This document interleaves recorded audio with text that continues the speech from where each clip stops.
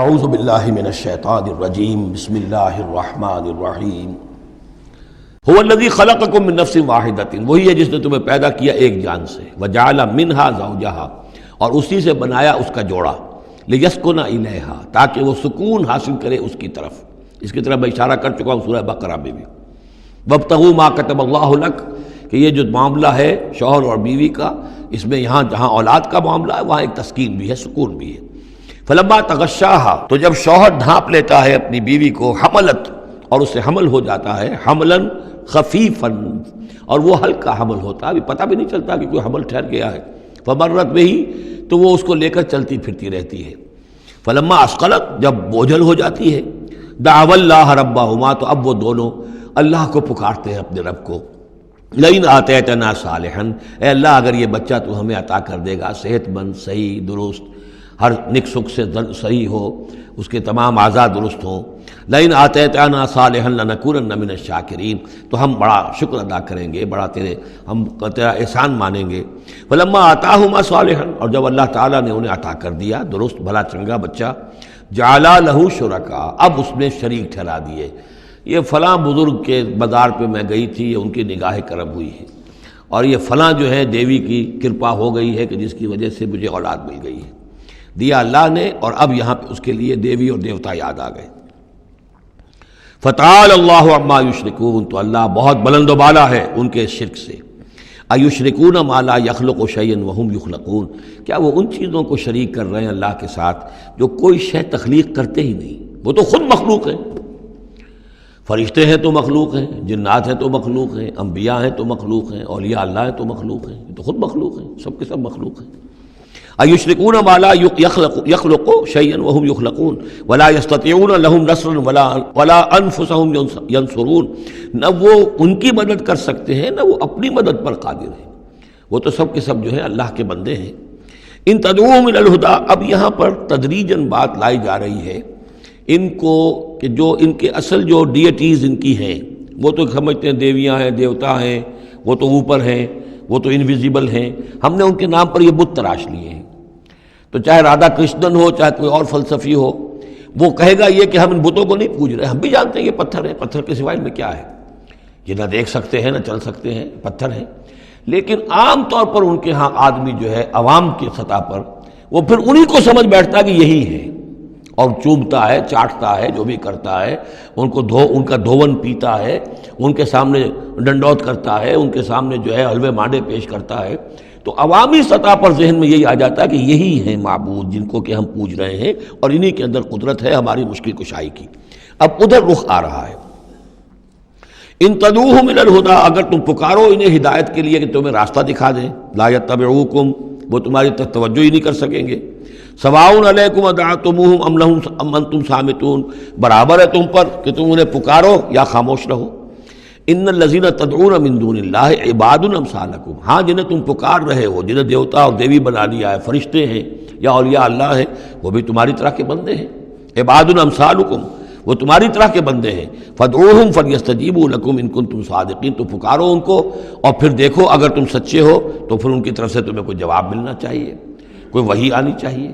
لیکن یہ کہ ہم نے تو انہیں تمہاری اس، بلکہ آئے گا قرآن مجید میں آگے چل کر کہ وہ کہیں گے کہ ہم تو غافل تھے، ہمیں تو پتہ نہیں تھا کہ تم ہمیں پکارتے رہے، ہمیں ہماری دعائی دیتے رہے اور ہم سے مانگتے رہے، یا شیخ عبد القادر جیلانی شیئا للہ، ہمیں کیا پتہ تم نے یہ ہمارے ساتھ حماقتیں کی ہیں، ہمیں تو کوئی معلوم نہیں۔ تو وہ تو کہیں گے غافل ہیں ہم۔ اب یہاں بتوں کی طرف اشارہ ہو رہا ہے، ام لہم ارجل یمشون بہا، کیا ان کے پاؤں ہیں، تم نے بنا تو دیے پاؤں، کیا چلتے بھی ہیں ان سے؟ ام لہم ایدین یبطشون بہا، ہاتھ بھی تم نے بنا دیے ان کے، لیکن کیا یہ اس سے پکڑ بھی سکتے ہیں؟ ام لہم اعین یبصرون بہا، کیا ان کی آنکھیں ہیں جن سے یہ دیکھتے ہوں؟ ام لہم آذان یسمعون بہا، یا ان کے جو کان ہیں ان سے یہ سنتے ہیں؟ قل ادعوا شرکاءکم، اے نبی اب کہہ دیجئے، اب یہ قول فیصل ہے، جیسے حضرت ابراہیم سے کہلوا دیا گیا تھا، انی بریء مما تشرکون، اور تم جو بھی کچھ تمہارے یہ معبود ہیں جو میرا بگاڑنا چاہیں بگاڑ لیں، مجھے کوئی خوف نہیں۔ قل ادعوا شرکاءکم، اے نبی ان سے کہہ دیے پکار لو اپنے سارے شریکوں کو، ثم کیدون، اور پھر میرے خلاف جو چالیں چل سکتے ہو چل لو، جو بھی اقدام کر سکتے ہو کر لو۔ فلا تنظرون، مجھے کوئی مہلت نہ دو، میں تم سے کوئی درخواست نہیں کرتا کہ میرے ساتھ نرمی کرو، مجھے مہلت دو، جو بگاڑ سکتے ہو بگاڑ لو اپنے سارے معبودوں کو پکار کر۔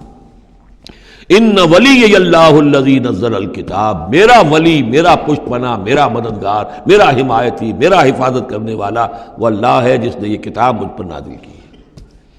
وَهُوَ يَتَوَلَّى الصَّالِحِينَ، اور وہ اپنے صالح بندوں کا ولی ہے، ان کا ساتھی ہے، مددگار ہے، پشت پناہ ہے۔ وَالَّذِينَ تَدْعُونَ مِن دُونِهِ لَا يَسْتَطِيعُونَ نَصْرَكُمْ، جنہیں تم پکار رہے اس کو چھوڑ کر وہ تمہاری مدد کی استطاعت ہی نہیں رکھتے، ان کے اندر طاقت ہی نہیں ہے۔ وَلَا أَنفُسَهُمْ يَنصُرُونَ، نہ وہ اپنی جان بچا سکیں گے۔ وَإِن تَدْعُوهُمْ إِلَى الْهُدَىٰ لَا يَسْمَعُوا، اگر تم انہیں ہدایت کے لیے پکارو کہ ہمیں کوئی ہدایت دے، جیسے ہم اللہ کو پکارتے ہیں اہدنا الصراط المستقیم، اہدنا الصراط المستقیم، تو وہ تو تمہیں لا یسمعوا، وہ سنتے ہی نہیں، تم پکارتے رہو۔ وَتَرَاهُمْ يَنظُرُونَ إِلَيْكَ وَهُمْ لَا يُبْصِرُونَ، اور تم سمجھتے ہو کہ وہ تمہیں دیکھ رہے ہیں جبکہ وہ دیکھتے ہی نہیں۔ خُذِ الْعَفْوَ وَأْمُرْ بِالْعُرْفِ، اے نبی صلی اللہ علیہ وسلم، اب یہ آخر میں پھر حضور سے خطاب، یہ اکثر مکی صورتوں میں ہوتا ہے، اختتام پر حضور سے التفات۔ خُذِ الْعَفْوَ، اے نبی عفو کو، درگزر کو تھام لیجئے، یعنی آپ ان سے زیادہ بحث میں، ان سے زیادہ کسی تلخی میں، کسی اس طرح کے معاملے میں الجھیے نہیں، معاف کیجئے، چھوڑیے ان کو، دفع کیجئے۔ خذ العفو وامر بالمعروف، اور بھلی بات کا حکم دیتے رہیے، جو بھی اچھی بات ہے اس کی طرف دعوت دیتے رہیے، آپ کا کام ہے دعوت دینا۔ وَأَعْرِضْ عَنِ الْجَاهِلِينَ، اور جو آپ سے الجھنا چاہیں ان سے اعراض کیجئے، خام خواہ، جیسے کہ آگے آئے گا سورہ فرقان میں، وَإِذَا خَاطَبَهُمُ الْجَاهِلُونَ قَالُوا سَلَامًا، جب جاہل الجھنا چاہتے ہیں ان عباد الرحمن سے، وہ کہتے ہیں سلام، ہم آپ سے لا نبتغی الجاہلین، ہم جاہلوں کے سر نہیں لگنا چاہتے، منہ نہیں آنا چاہتے۔